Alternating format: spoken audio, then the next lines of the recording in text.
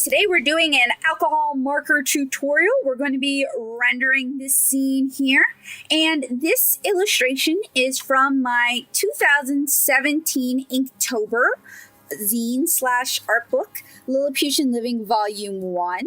And I believe my fantabulous art nerds over on Patreon have free access to the digital copy of this book.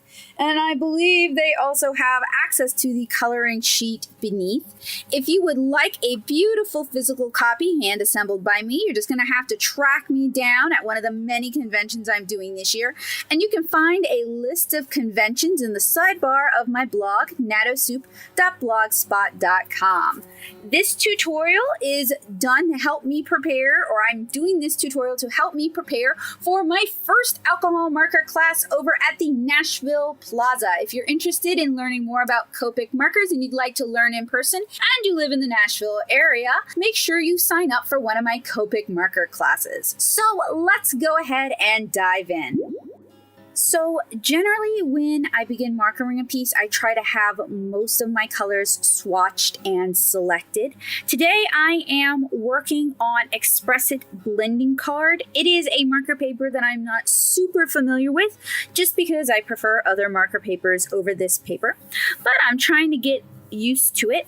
And this was printed using my little HP toner printer, and I actually have a video where I discuss what papers will run through that printer and which ones will not, which is great if you want to print your own line arts, if you're printing line art to sell, or if you've purchased digi-stamps and you need to get them printed onto paper. Now, toner-based inks are great because they are alcohol marker and watercolor resistant. They are not going to be dissolved when you apply ink on top of your art. So this could be a great way for digital artists or artists who are more comfortable drawing digitally to practice their marker art. So one of the first things I want to do is I want to go grab a swatch sheet of paper. I've already selected some of my colors. These are colors that are kind of tried and true, but I'm going to swatch them for you guys. And as we continue to work on this piece together, I'm going to continue to select colors and swatch them. Basically, I am working on a piece that has good color harmony, and we're going to work on that together. So in one of my prior alcohol marker videos, I talked about selecting colors for skin tones based around the notion of skin tone triads. Today, I'm going to use E00, E51, E21,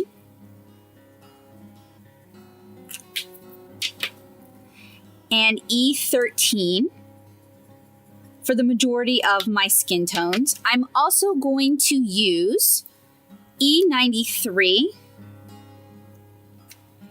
and R02 for blush colors on the skin.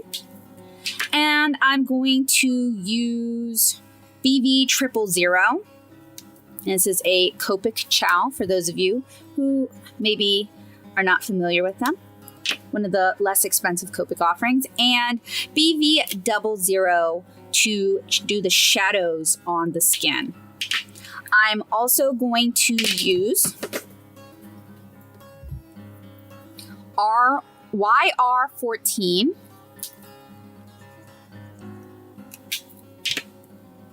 and E09 to start the hair. I'm going to select colors from there. And then for shading white or glass, I'm going to use B01, B02, and B000. So that's going to be for whites of the eyes, whites on clothing, china white, and glass. I'm going to begin by coloring in the whites of their eyes and their teeth. And we're going to start with B000. And with B000, I'm going to color in all of the eye area. I'm going to give that a moment to dry. Then I'm going to go over that with B01. Now, one of my problems with Expressit Blending Card is it doesn't take as many layers as I would like. So I'm going to need to be kind of mindful of that. And as the marker dries, it does dry a little bit lighter. Now, if you don't like that stark transition, you can always use the B_0 to lighten it up and blend it out a little bit. Next, I'm going to do their skin tones, and we're going to start with E00. And I'm just going to fill in all the areas of the skin, and I'm trying to work quickly. So I'm going to do her face, and then I'm going to fill the rest in time lapse.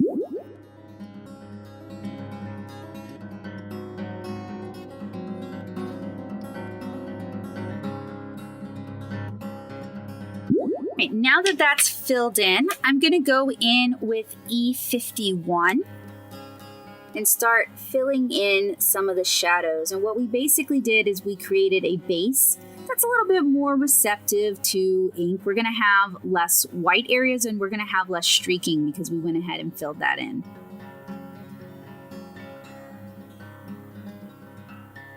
So I am filling in the far side of the face and just kind of trying to work around the features. So we're only leaving a little bit of the original color.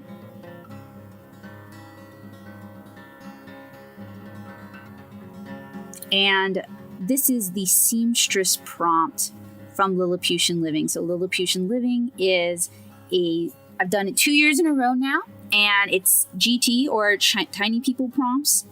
So volume 1 is all about tiny people professions. And for those of you who read 7-Inch Kara, my webcomic, this is actually Meldina, Kara's mother, with her mother. So seamstress tailoring runs in their family. And for the areas that are going to be more in shadow, I just completely fill in with E51.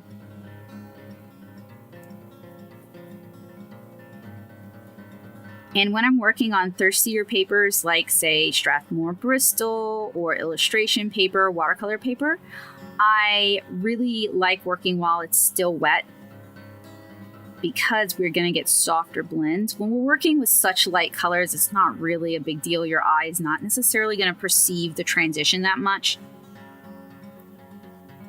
But if you're working on darker skin tones, working with thirsty paper and saturating the paper is a great way to get even, clean blends for skin tones. So if you're having trouble getting your markers to do everything they need to do, you may want to try switching your paper or trying a new technique. Okay, so I have finished applying E51. Now I'm going to switch over to the blush tones. We're going to do E93. And we're going to apply blush underneath her lip, above her eyebrows, and then on her cheeks, on the inside of the ear, where the neck meets the head, the pads of her fingers, and on her knuckles. Basically, anywhere skin overlaps skin is a good place to add just a little bit of blush, also on the elbows. We're going to do the same over on her.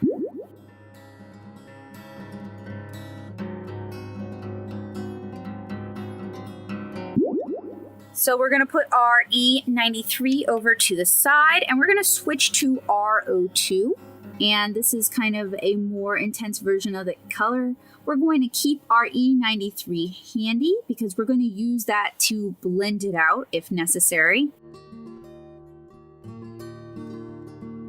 So everything right now is kind of pale and desaturated. I'm going to work towards adding a little bit more contrast, but first I want to start adding the shadows. Now, as we talked about earlier, I have 2 shadow colors that I'm going to use for this lighter skin tone, BV000 and BV00. We're going to start with BV000.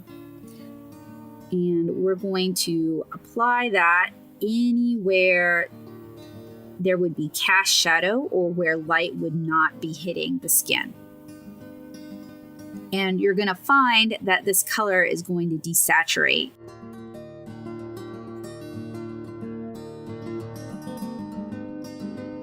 And I'm going to completely fill this foot that's behind the other foot. Now I'm going to do the same thing on her.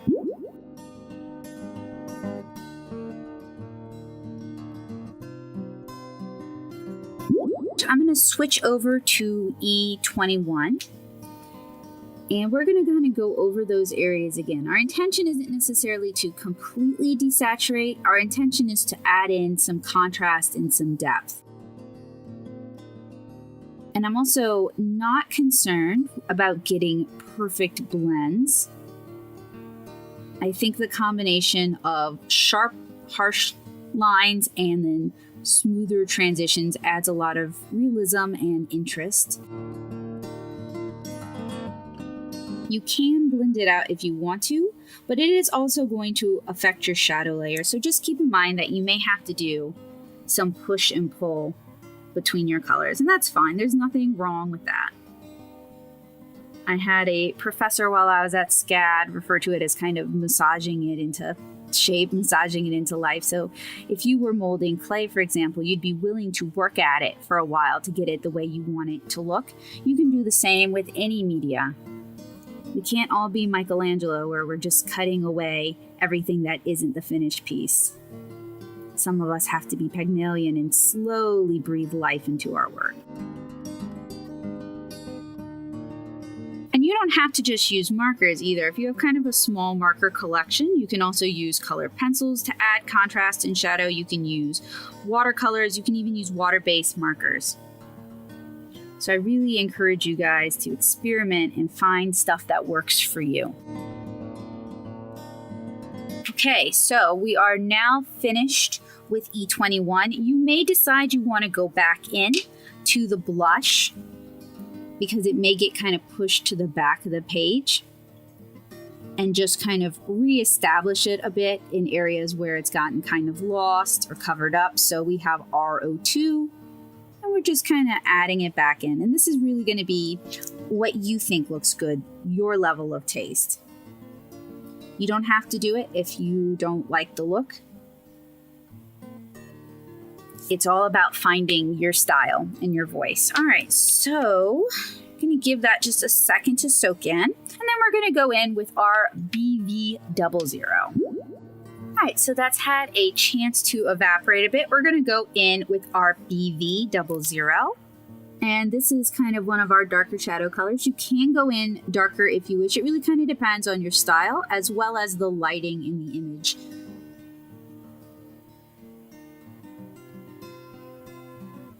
But I prefer to keep it kind of light because I find I have a tendency to desaturate my work by overworking it. And that can make it kind of muddy. You don't even have to use these shadow colors at all if your work doesn't call for it. If you have very high chroma work, you may find that this detracts from it.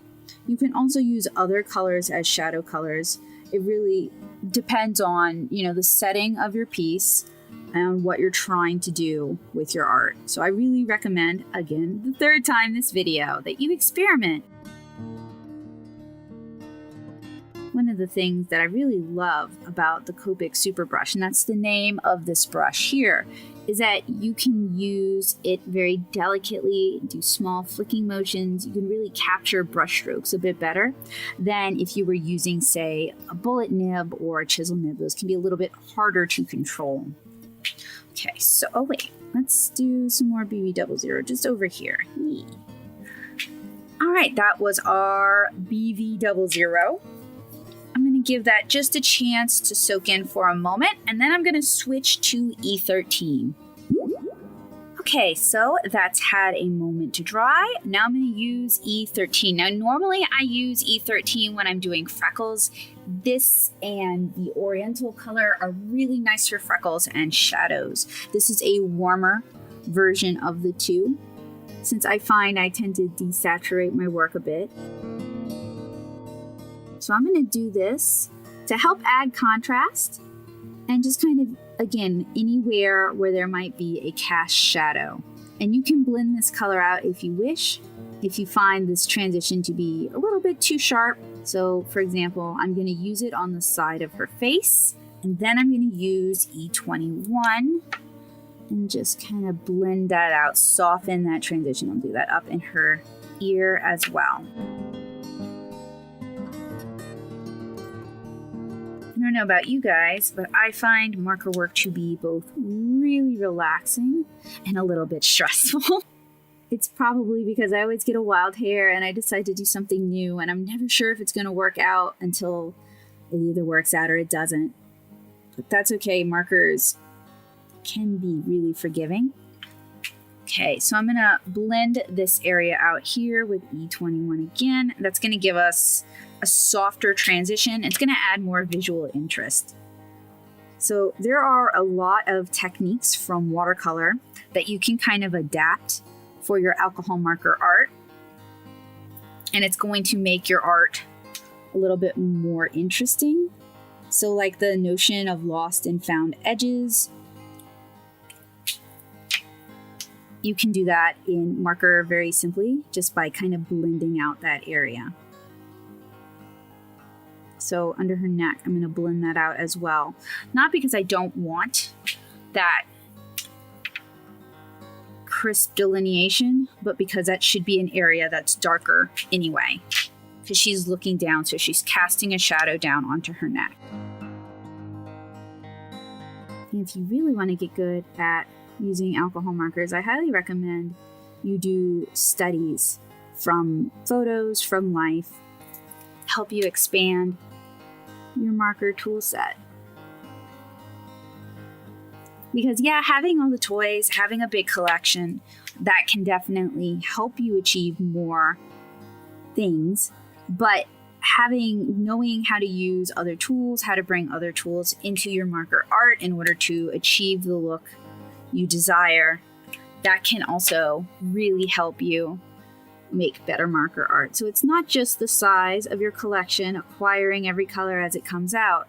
It's also learning new techniques, bringing techniques in from other art disciplines. So you see, we've already added a lot of additional contrast, which makes me happy. I always think of contrast as being the visual interest, like the spice when you're cooking. I don't know about y'all, but I'm from Louisiana, so I use a lot of spice when I cook. So I want a lot of spice in my art as well. A lot of visual interest.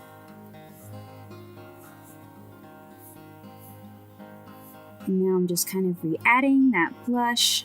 See, we're massaging it into place. And I think that's about that for the skin tone. So next, I'm going to start on their hair.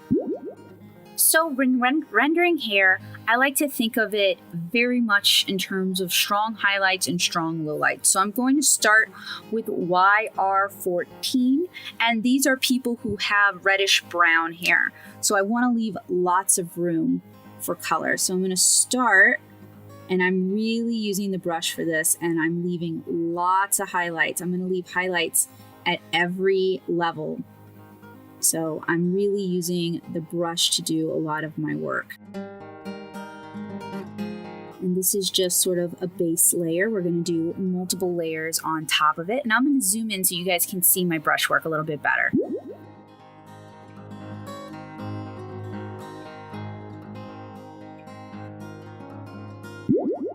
Okay, so another thing with hair is I generally want really nice, sharp transitions. So I want to give it a chance to dry. We're going to go in next with E09 Burnt Sienna.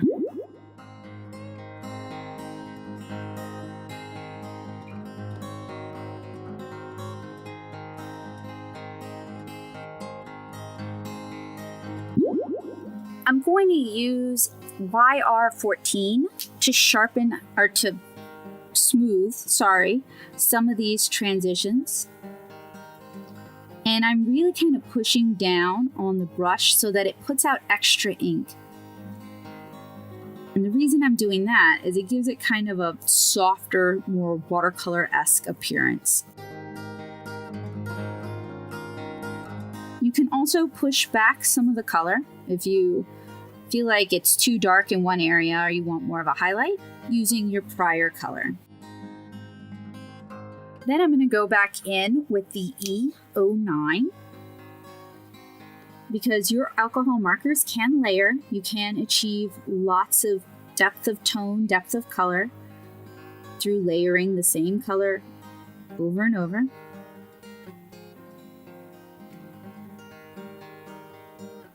So I'm using this to just kind of add additional depth to her hair and also kind of affect the highlight a little bit.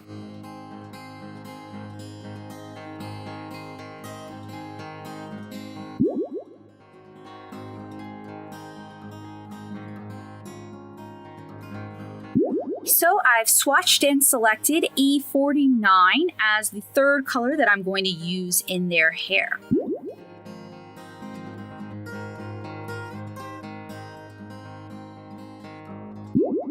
So you might have noticed that I've gotten a little bit of a stray color in her ear. So I'm going to gently push it back a little bit with E00. You can use your blender to do that, but it's going to try to push it back to white. We're trying to just push it back to her skin tone. Okay, so I think I'm going to do one more layer with the E49. And that's just to add really dark shadows. And I don't know how well that's going to work because this paper has built up enough of a layer, enough of a surface that it's starting to resist further layers and it's getting a little bit shiny and tacky. And that is when you know that the paper is not going to take any further working.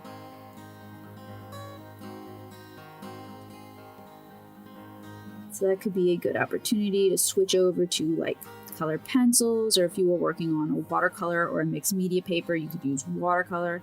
You could probably use watercolor to an extent on this paper, but it's going to cause some buckling.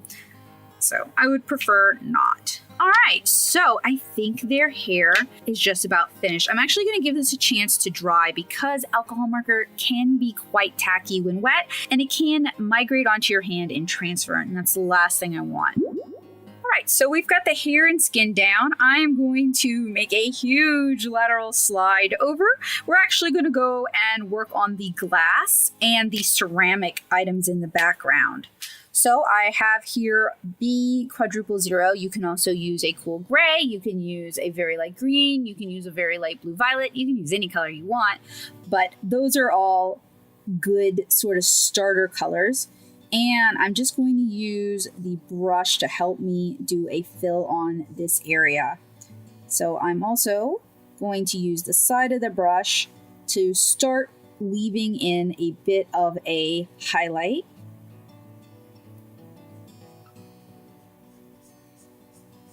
And I'm coloring in the main body of the glass first, and then I'm going to color underneath the netting.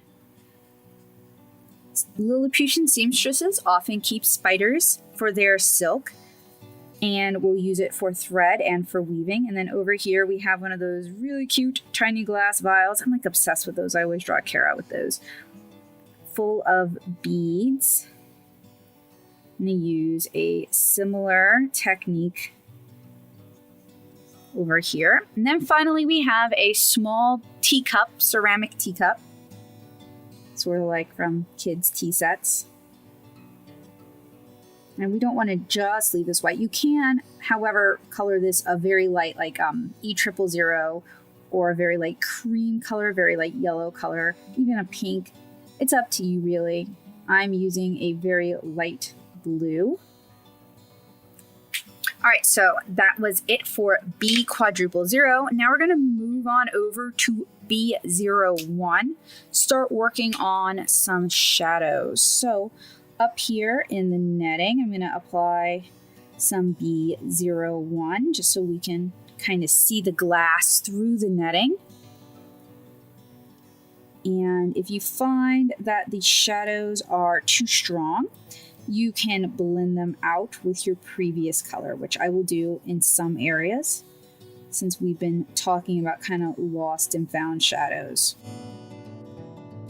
So that's B01. Now we're going to push those to the back of the paper, because that's what blending alcohol markers does, is it pushes it to the back of the paper. Gonna give that a chance to dry. We're gonna work over here. And glass is one of the things I really love rendering digitally, with watercolor, with marker. I think glass and other transparent objects are really fun. So I flood it again just to push it back, making sure I maintain my highlight. And then I'm going to go back over here and just push some of this back a little bit more as well. Soften those edges. And then over here on the teacup, I'm actually going to try to be a little bit more dainty than I have been. And since that is kind of behind the teacup, I'll color it a little bit more. And then I'm going to blend it out.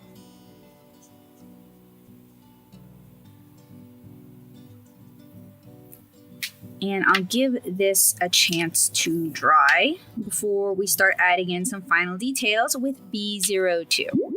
Okay, so it's had a chance to dry. And this is going to be a pretty stark shadow, so I'm really going to try to use it sparingly. I'm also going to use it just to kind of emphasize the walls of the glass. And then at the very bottom of the teacup, and then over there. So we've run out of the colors that I've already swatched. So now I'm going to start selecting new colors. So for this basket of clothing in the foreground, I know I want this to be kind of a blonde wood, a lighter wood. Sometimes I will select colors like that from skin tones. Sometimes I'll select colors like that from the yellows. So I'm going to do some swatching. I'm also going to use the same wood probably for her shoes, and then for the frame in the background, it's a little like a children's weaving station. It would probably be made out of balsa wood, something light that Lilliputians can move. So I am applying world logic, what I know about this world, to my color choices. So I feel a little bit limited because I'm only using the Copics in my marker collection rather than my whole marker collection. So for the wood, I'm going to be using Y26, YR24, E34, and E17. And we'll see how that works out. So we're going to start with a base layer of Y26. I'm going to move my paper around. The only reason I usually don't is because I want you guys to get a clear view of what I'm doing. But if I'm working on a piece for myself, I'm going to be moving the paper around. And something I want to do with this particular object is I'm going to leave some white, and then I'm going to use my Copic blender marker to just sort of blend the color out and kind of create, because it's very yellow right now. And I want to kind of create sort of a lighter but not more yellow shade. Maybe I'll use a really light yellow. But the thing is, I'm not trying to add more yellow to it. I'm just trying to desaturate this yellow and make a lighter tone of it. So what I am doing right now is I'm kind of filling in most of my areas. I'm probably going to need to start grabbing from my warm grays just to kind of help me bridge some of the gaps without adding too much saturation. Because as you add shadow to something, you don't necessarily want to add additional saturation to it. Okay, so there is the basket. Here is my blender marker. And I'm just kind of pushing the color towards the back of the paper. And I'm doing this so I can do another layer with the mustard color. Okay, so we have mustard again. And when you're coloring an object like this, since it has faces, it's a square object, not a round object, it's really important to start thinking about where the light's hitting so you can add additional contrast. Do any of you guys remember these tiny little baskets? My mom had a bunch of these that had been given to her as like Christmas ornaments, and they had tiny bottles of Tabasco in them and like rice and beans. Like they were so tiny and so cute. If I can ever get a picture, I'll show you guys. And it definitely left a mark on me. Because now I do comics about tiny people. Alright, so that was mustard. Now I'm looking at YR24 and it's a little bit more saturated than what I want to use for. So I'm going to set that aside and I'm going to grab E34. And the goal isn't to fill everything in, but it is also to kind of help give this wood grain texture some legs.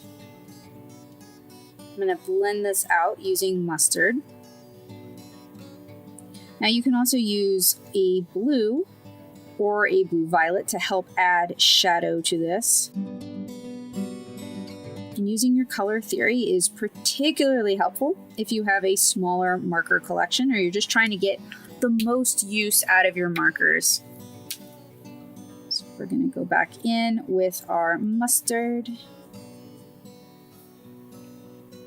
Blend it out here and there. Already, I'm feeling fairly confident about it. I'm liking this a lot better. I'm also going to grab, let me find my darker blue violet. This is going to be useful for creating kind of a shadow and desaturating some areas. I may even need to grab a darker blue violet than this one. Alright, so that was blue violet. I'm going to let this sit for a minute and then I'm going to go back over it again with E34 and I'm going to select a darker blue violet. Alright, we're going to go in with BV31. It's a little bit darker, but still not quite what I was looking for. I may need to go in with a cool gray. We'll see. Because there's just not enough contrast. It seemed to have more contrast when I swatched it. Actually, I'm going to fill all of this side in with some shadow. I'm going to go select an even darker cool or a blue violet. Okay, so I grabbed BV04. It is a much darker, much cooler blue violet, so it's really going to help push things into the background, which is what I want. I want to create depth and contrast, ideally using as few markers as possible.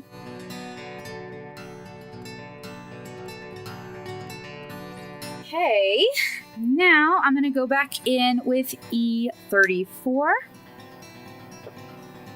and just kind of reestablish some depth of color.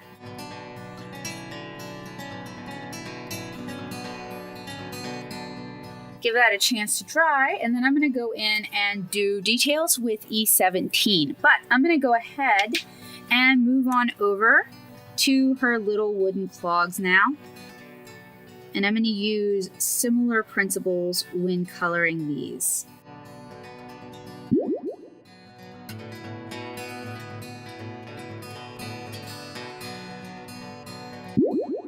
Okay, so these have both had a little bit of a chance to dry. I'm going to use E17, and I'm just very lightly kind of reinforcing, that's the word, reinforcing the wood grain on the basket and on her shoes. I'm going to have to turn it, so I apologize. So I'm using really, really thin light strokes to do kind of a wood grain pattern. And do the same thing on her shoes. Just kind of following what I'd already put in before. Okay, I'm pretty pleased with these, so I'm going to use the techniques I used for these on the weaving frame in the background.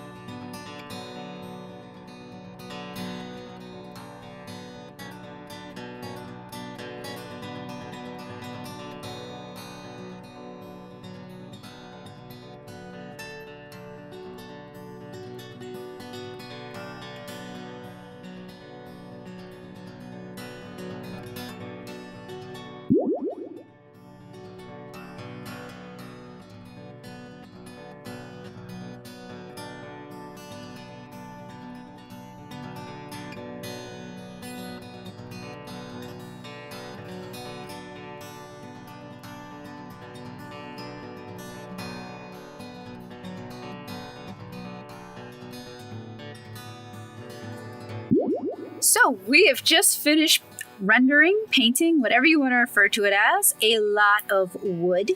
I need to start working on all of the soft fabric goods that are sort of in the foreground and in the background. So that's going to include the clothes, the cushion she's sitting on, and the weaving.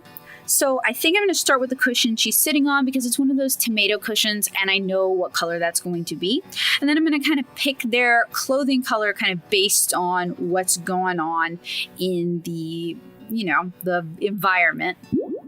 Okay, so I have gone ahead and swatched and selected the clothing for Meldina's mom. We're going to go ahead and start with that, and then I will select Meldina's clothing. So I am using E70, E71, and W6 for her skirt. I'm not super hot on W6, but my color options are, maybe I could use a blue violet instead. We'll see. So I'm going to begin with E70 Ash Rose. I'm just going to go ahead and fill in her skirt.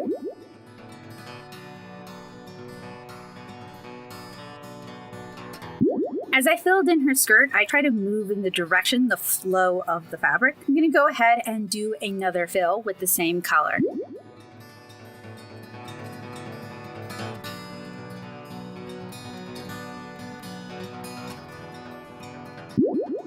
And while that's still wet, we're going to go ahead and go in with E71. And my intention isn't to do a fill with this. My intention is to start establishing where the light's hitting the fabric and to start creating some depth. So what I'm going to do is I'm also going to blend out using our prior color. But I'm still moving in the direction of the fabric.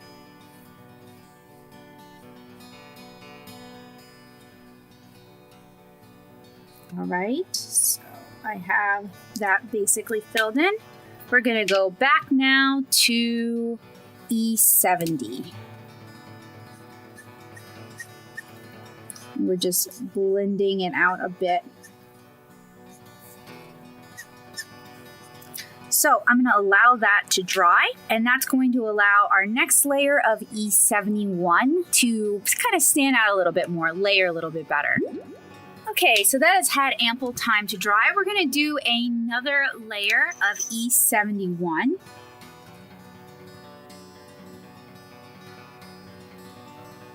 And now that we've kind of established the fabric's color and somewhat the fabric's drape, now we're really working on adding some depth and volume. It's sort of folded over her knees and over her cushion. So I'm trying to make that apparent. And then while that dries, we're going to use W6 to start adding in some more shadows. This is a little bit more desaturated than I would have liked. Maybe even a violet would have been a good choice. But what I'm going to do is I'm going to blend it out using our E71. So that was W6. Now back to E71. And I'm really going to saturate it to try and make that transition a little bit smoother. And some colors are going to be more reactive than others. Some brands are going to be more reactive than others. So while most brands can be used kind of interchangeably or together, you are going to want to kind of be aware of reactions and how they interplay. So it's still not really the color I wanted. I'm going to let this dry and do another layer of E71. You can tell it's dry, when the paper is no longer bowed up, which will happen if you saturate papers, and when it is no longer cool to the touch. So I'm going to add another layer of E71.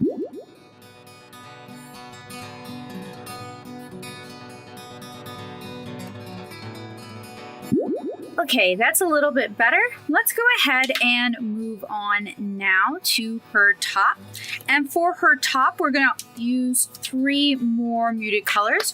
We're going to use RV91. We're going to use did I? Yeah, there we go. I mixed that up. And we're going to use E04. So we're actually only using 2 colors for her top.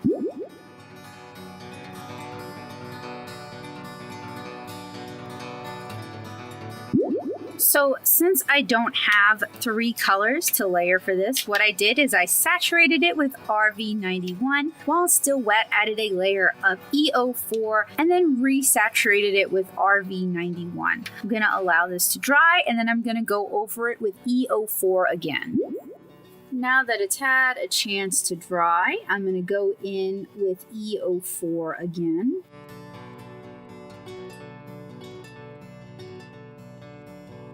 And I guess that's going to be as good as I'm going to get with that. So next we're going to do her cardigan. And for that I have BG11, BG15, and BG72.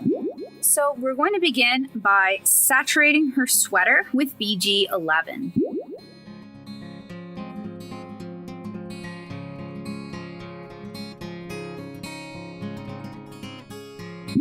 Okay, so we have a base color down. I'm going to go in again with BG11 and basically just create another coat of color.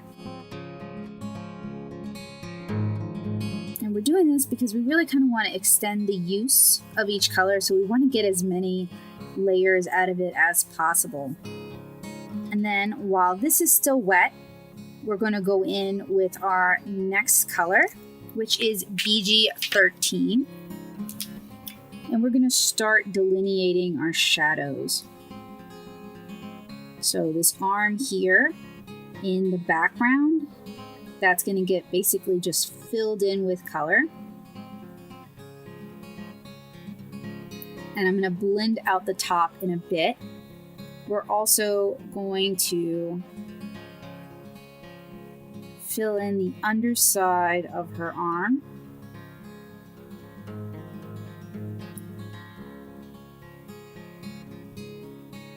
And maybe the underside where the cuff curls under. Then we're going to fill in most of the bottom part of the sweater, leaving some highlights.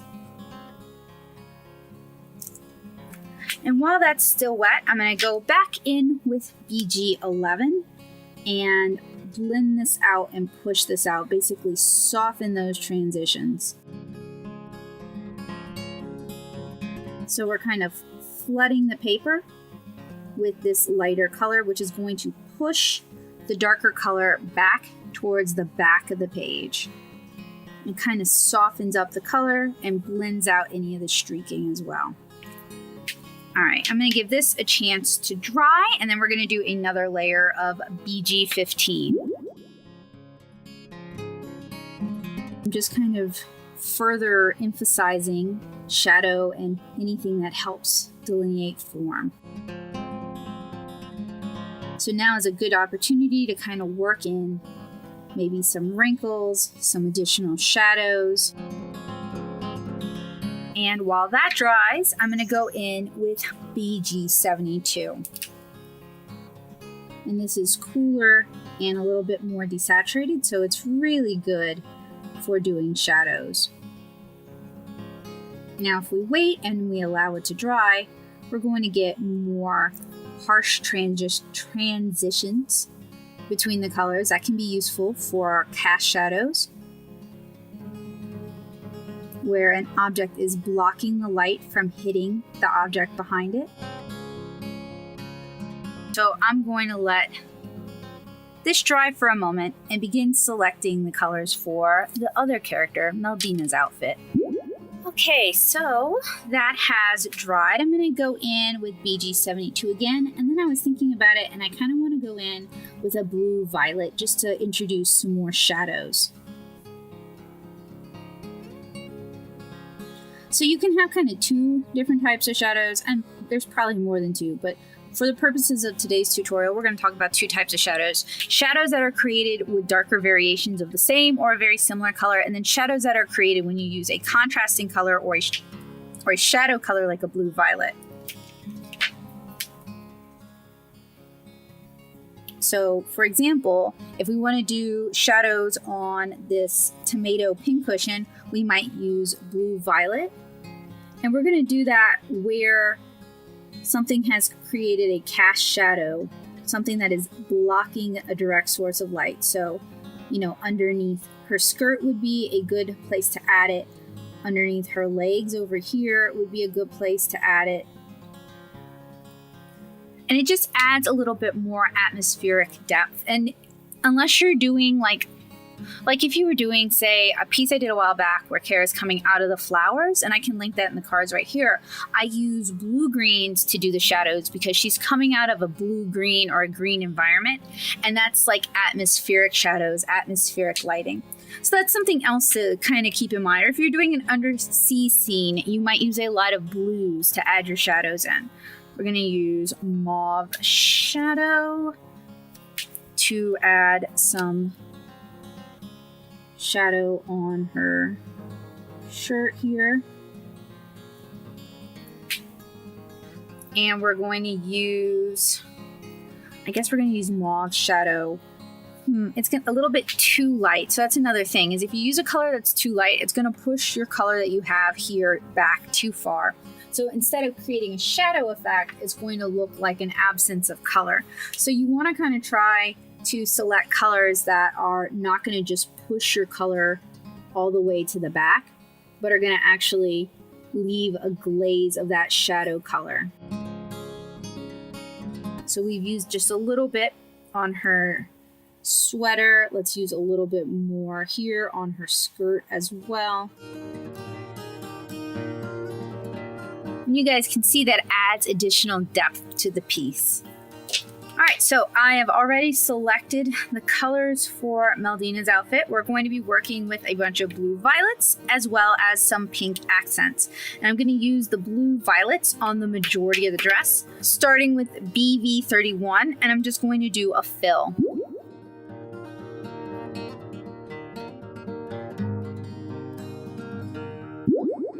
Now we're going to go in with BV23.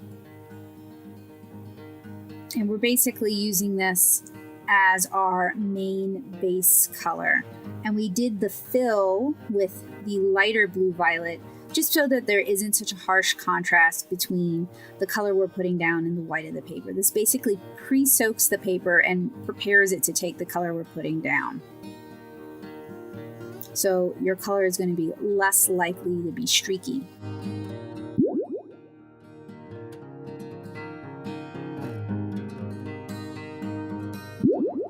While this is drying, I'm going to go in with the same color and do another layer. This is going to be kind of a blended out layer.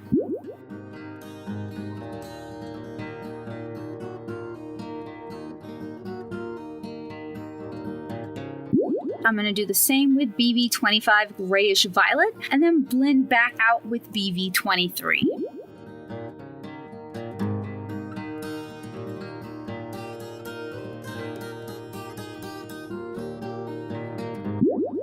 Alright, so it's had a chance to dry. I'm going to go in with RV55. And I think for the insides of some of these folds, I'm going to go in with a much darker blue violet just so that we get really nice shadow and it doesn't get lost.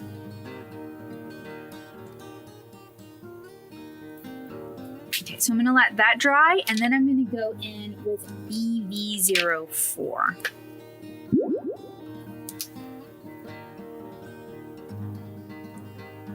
Ooh, it's a little bit darker than I wanted. So what I'm going to do is I'm going to go back over it again with that hollyhock color. What is that? RV55, just to add a little bit more pink.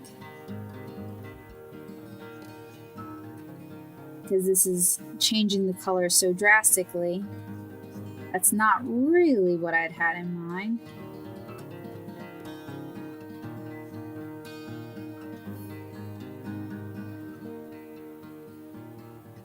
But when I do things like this, I like to be consistent about it. All right, so we're going to take RV55. And we're just gonna kind of massage the color a little bit. It's also too similar to the color of her dress.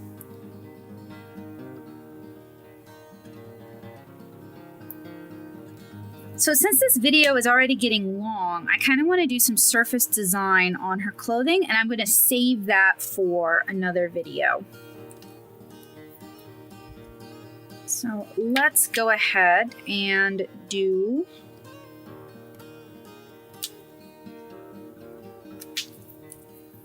I'm gonna have to re-swatch because I lost myself. We're gonna do the bead on her necklace, and we're gonna do it transparent. So I'll zoom in for you guys. So we did just a little bit of a circle and then kind of an edge following the lip. When that dries, we're just gonna add a little bead of RV13, which is a darker color, and that's going to kind of give this impression of translucency. In fact, let's do this over here on this one as well. So we're going to use BG15 for this. You can also go back and use a little bit of BG11 just to blend it upwards. And then when that dries, we're going to use BG72 just to add a little low light in there, creating some depth. So I want to make sure I don't forget to color the spool she's sitting on. So I'm going to use burnt sienna. I'm going to do our first layer with that just because we have a lot of blonde wood in this picture. We'll add a little bit of darkness and depth to it. I'm going to let that dry. I'm going to do another layer on top of it. But I want to start also selecting colors for the clothing that they're sewing, as well as colors for the yarn that's on the loom in the background. So some yellow in the foreground will help things pop a little bit. So I'm starting with Y02 and I'm coloring in this sleeve that the mother is holding, and Y02 is a little bit fluorescent for my taste. I usually prefer, especially for stuff involving 7-inch Cara, Lilliputian stuff, I prefer more subdued colors. So this is a little bit much, but that is okay. Next, we're gonna go in with Y04. And I'm gonna need to add my shadow color. So I'm gonna go for a really light BV. And that's gonna be, let's go with BV 000. And you're gonna go with a light BV because we do wanna add that shadow, but we don't want it to just completely overwhelm this light color. So we're adding shadow where her hand is cast shadow. We're adding shadow along the fabric. Somewhere along the way, I decided that the light source was coming from this direction. I probably should have mentioned that to you guys sooner. And I might want a little bit more saturated shadow. So I guess I'm gonna go with BB 00. And then I'm going to use, this is acid yellow. This might be a little bit much. So I decided to go with YR21 cream instead. It's just gonna add some warmth to the shadow.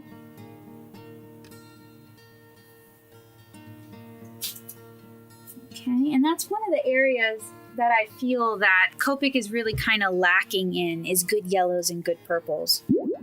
So for the piece that Maldina is sewing, I've selected some yellow greens. We have G20, YG11, and YG67. So I'm going to start with G20 wax white.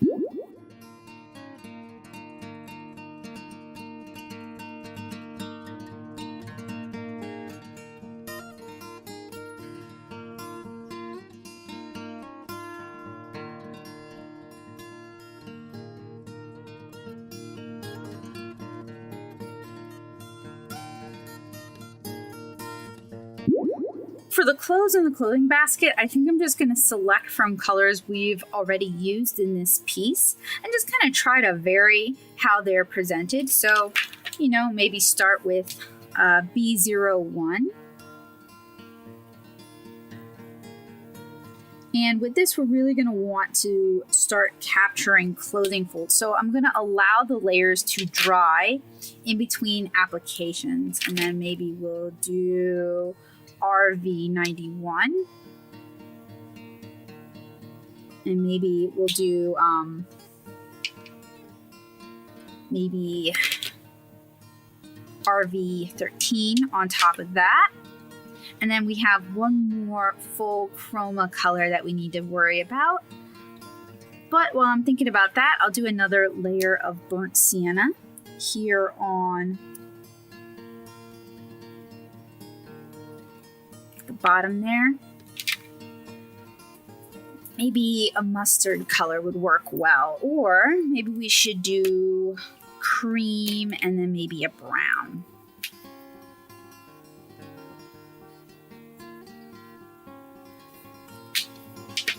And while those dry, I'll go in with BV00 and just kind of sketch in some of our clothing shadows. Give that a chance to dry, and then I'll do another layer with our normal colors. So for Meldina's tongue, I think I'm going to go with E04. That way it's not too pink. Actually, that might not be pink enough. So I'll do a layer of RV13 over it. There we go. And then for the inside of her mouth, I'll go with garnet.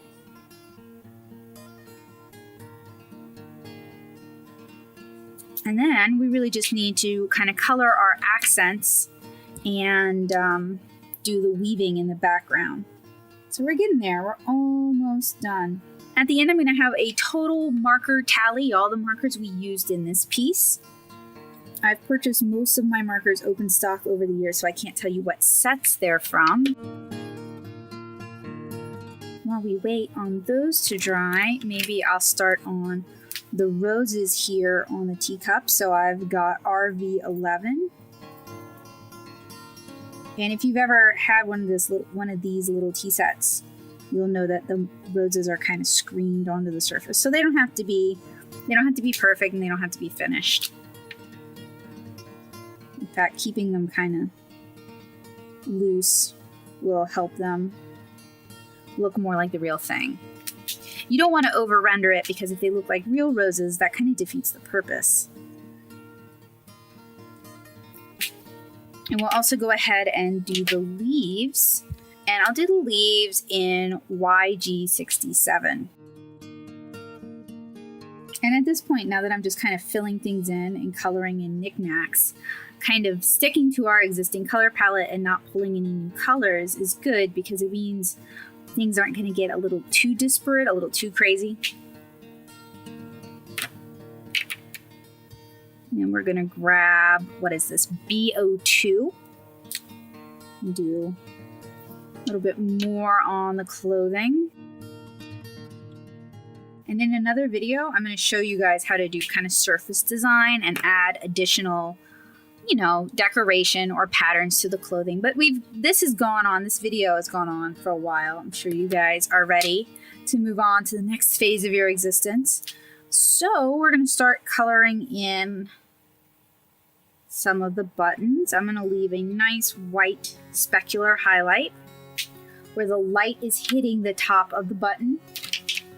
And I'm going to go in with, let's see, I used, sorry about that, guys. I used R35. I am a Butterfingers. Now I'm going to use garnet just to kind of deepen that a little bit. Now I'm going to use hollyhock, but I'm going to do that on some of the beads. Just kind of mix it up, spread it around. We'll do moon white for another one of the buttons and another one of the beads, actually a couple of the beads. And let's do the beads like we did up there, where we add in some aqua.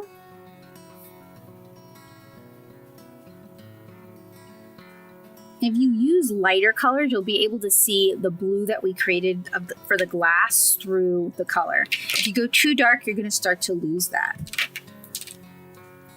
Let's see.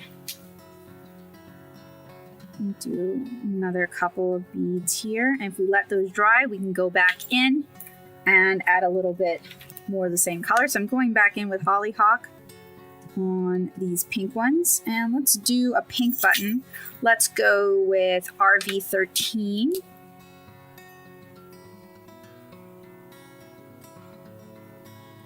See how I'm leaving the white of the paper? It's another trick from watercolor that works really well with marker. And then adding in RV55. Just adding a little bit more dark green to the green. And let's see. Maybe we can use some BV29. It's not really going to show up so much on the black, but we can kind of hint that there's a lighter color there. And maybe we can even use it just a little bit here on the basket. And we have 2 more buttons. So let's go with nice bright yellow for one of the beads and one of the buttons. Give that a chance to dry. And I'll go in with cream. And we have another button down here. Maybe we should do a blue violet. So we're going to use blueberry.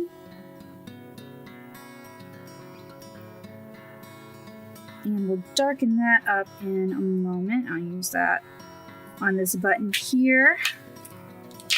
And we'll use grayish violet. That should work okay.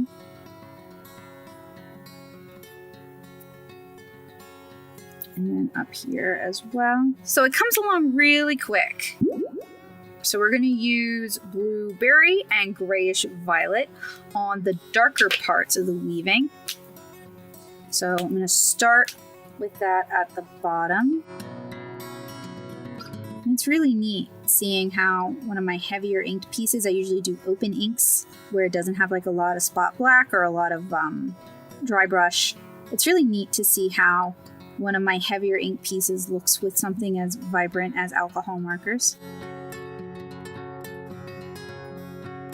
And I really kind of hope that after this tutorial, you're feeling a little bit more confident about using alcohol markers to create a larger piece. I have a few more videos here on this channel where I kind of demonstrate techniques for larger pieces like this. It's not hard, it's just time consuming. It just takes a little bit longer. But I think it's worth the time. And I think the results are usually pretty fun. So now I'm looking for, what color did I say we were going to put there? I don't want to do pink because we already did pink. I don't necessarily want to do yellow either. Maybe a blue. Yeah, didn't we say a blue? I don't want to color pick any more colors, and I also want to kind of, let's do blue. Let's do B01 and B02. So we'll start with B01. And again, just doing a fill there. Make sure we go back and we catch these areas up here. And this was done on Express It blending card, like I mentioned earlier. It's not necessarily my favorite for alcohol markers, but it's fine. And I know it's a really popular choice, particularly among stampers and card makers and scrapbookers. It's a pretty popular choice. So, you know, it's good to, when you're teaching people how to do stuff, it's good to be familiar with what they're using and know how to work with it. I think this is my first tutorial on this paper anyway, so good to gain extra experience, level up. I think as artists, we can always There's always room to level up, always room to learn new things. Okay, so I'm going in with BO2. And I'm trying to replicate the weaving pattern as much as I can. That weaving texture. Set that aside because I'll need that again in a moment. I'm going to go back in again with BB04.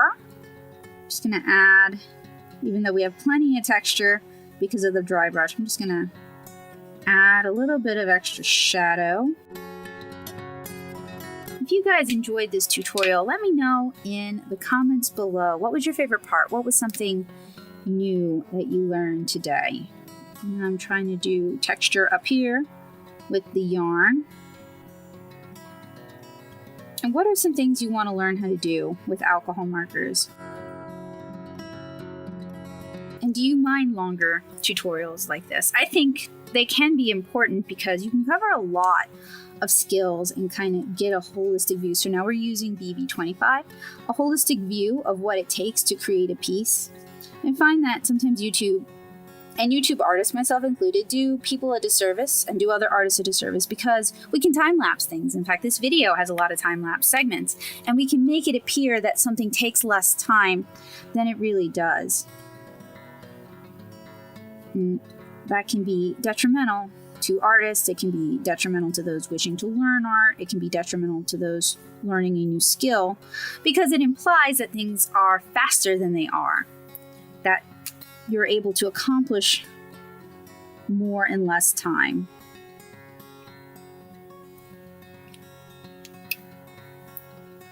Okay, so we're almost done with this. I'm going to have to pull some new colors.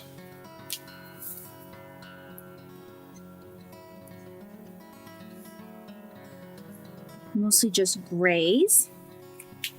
But I also want to do, what color should I use for this?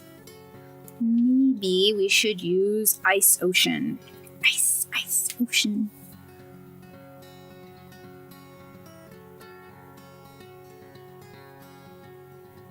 It's not quite as dark as I'd wanted. I'll use the same color on her necklace because why not? I'm gonna go back here. Just kind of darken up the shadow. Okay, so what I want to do is I want to grab some grays for the string and for her needle. And I also want to grab a color that I can kind of use, not to fill the whole background, but to give an idea of the background. Okay, so for our grays, I grabbed C3 and C10. I grabbed a very light gray and a very dark gray. Maybe I want to go over that with a very dark brown as well.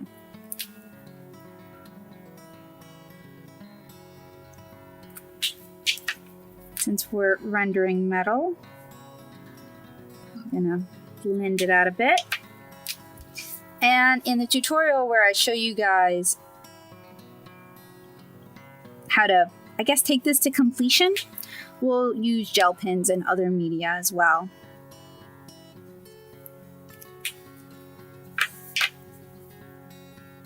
And then maybe I'll use a little bit of BB, our old friend, just to add some more shadows in. I'm always trying to add in more contrast. My watercolor is testament to that.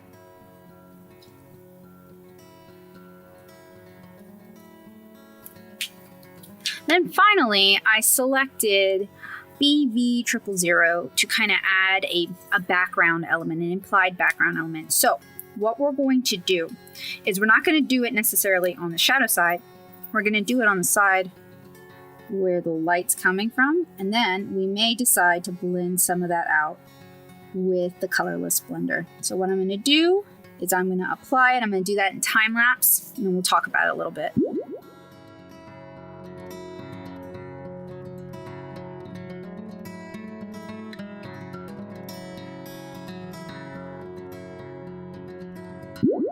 So I applied the BV000 to the areas where the light's going to hit. I also applied it where there's shadow We're going to take our blender marker now. We're just going to knock this back somewhat. And mine is telling me it's time for a refill. In fact, I will do just that.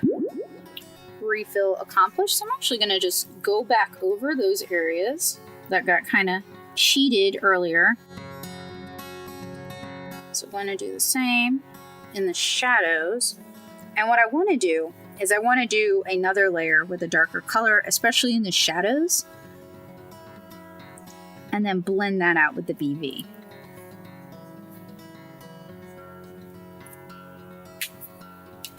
Okay, so let's take, what is this? BV 00. And we're not going to do it everywhere. We're just going to do it here and there. Because we don't want everything to look the same. We want to create some visual interest, right? And there are loads of ways to do that. You can even take a spritzer bottle full of rubbing alcohol and spray it if you want to. And I know I've done that in other videos, but I'm happy to do a tutorial with that as well.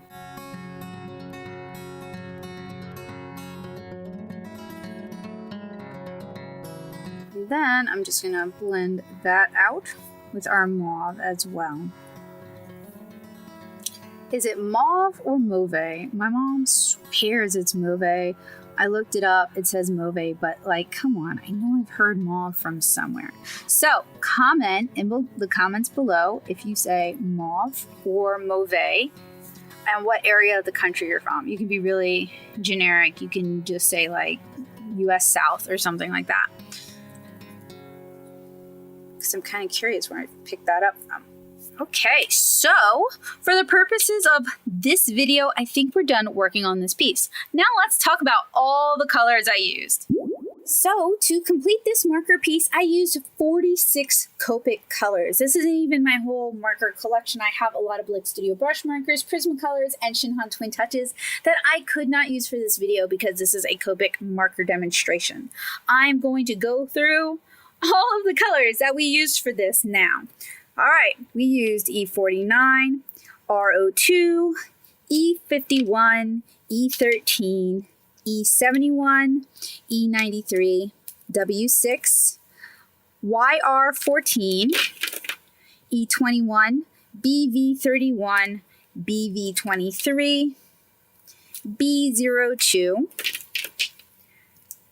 BG72, YG67, BV04, C10, RV55, RV13, RV91, C3, BV25, the Copic Colorless Blender or 0, B01, E34, YR21, Y26, RV11, BV00, G20, R35, E17, E04, YG11, BV29, BV000, RV29, BG21, Y04, R39, E70, R24, E00, E09, Y02, B00, so that's 4 zeros, and BG15. 46 Copic colors went into making this piece. So I hope you guys really enjoyed it. I hope it was useful, informative, and inspiring for you guys. I hope you will take what you've learned and make something awesome yourselves. I am teaching Copic Marker classes here in the Nashville area. I'm teaching them through Plaza. So if you live in or around Nashville and you would like to take a Copic class with me, you can head on over to the Plaza website to find out how to sign up. You can sign up through email or you can call the store and let them know that you're interested in taking the class. Each of these classes is $25 and it's available for people ages 13 and up. And it's 3 hours of Copic marker goodness with me and Plaza supplying the materials for you guys. So if you've always wanted to use alcohol markers, you're not sure about it, you'd like someone to kind of guide you through it, and you'd like access to the materials without having to pay for the materials themselves because, you know, you might not use them, this is a great opportunity to learn more about Copic markers. I have even more marker tutorials coming up in the near future, and I have loads of marker tutorials. You can check out my alcohol marker playlist by clicking the card here. I cover all sorts of cool techniques, so I highly recommend you guys check out that playlist and learn for yourselves. I would also like it if you guys took a moment to click subscribe and click the bell notification. That way you never miss a Natto Soup update, and that way you're going to be here for all the super awesome alcohol marker, watercolor, and comic materials I do on this channel all the time. And if you like what I do, you want to help me continue to do it, and you want early access to all sorts of goodies and backer exclusive goodies, you can head on over to my Patreon, join the Art Nerd community for just $1 a month. $2 basically gets you the keys to the kingdom, but $1 will get you early access to my amazing video backlog. So if you like what I do, that is a great way to ensure that I'm able to continue doing it. So I want to thank you guys so much for watching. I hope you enjoyed this video, and I hope to see you guys again really soon when we work on the next stage of this piece. Thank you guys so much for watching. I'll see you guys again later. Bye, guys!